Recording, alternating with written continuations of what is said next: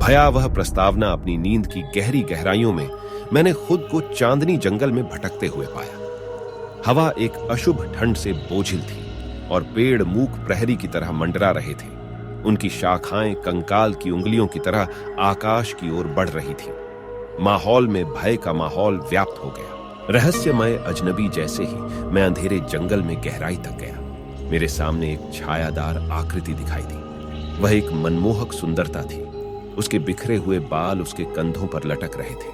उसके लाल होंठों पर एक दुष्ट मुस्कान फैल गई और उसकी आंखों में एक अनोखी भूख चमक उठी। विरोध करने में असमर्थ मैं उसके पास गया। उसकी निगाहों ने मुझे बंदी बना लिया। एक अप्रतिरोध्य खिंचाव के साथ मुझे करीब खींच लिया। मैं उसकी सम्मोहक समाधि में फंस गया था।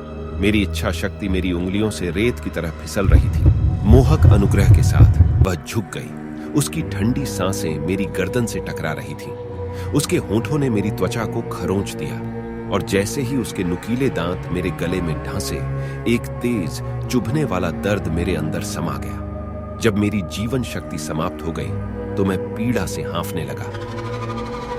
अचानक मैं जागा, ठंडे पसीने से भीगा हुआ। जब मैंने अपनी धड़कती हुई गर्दन पकड़ी तो मेरा दिल तेजी से धड़कने लगा।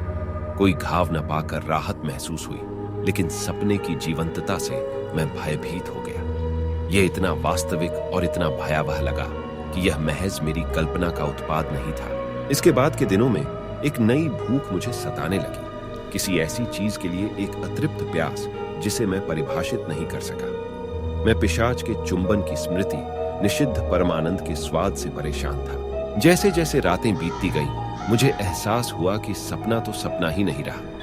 पिशाच का श्राप प्रभावी हो गया था और मैं उन मरे हुओं में से एक बन गया था जो खून की तलाश में छाया में चलने के लिए अभिशप्त था। मेरे नए अस्तित्व की भयावहता ने मुझे मौत की मीठी रिहाई के लिए तरसने पर मजबूर कर दिया। इस रोंगटे खड़े कर देने वाली कहानी में सपनों और वास्तविकता के बीच की सीमाएं धुंधली हो जाती हैं, जो नायक को पिशाच आतंक की एक भयानक दुनिया में ले जाती है। जैसे जैसे भयानक परिवर्तन होता है, भय गहराता जाता है, जिससे श्रोता के मन में बेचैनी का भाव पैदा हो जाता है, जो कहानी खत्म होने के बाद भी लंबे समय तक बना रहता है।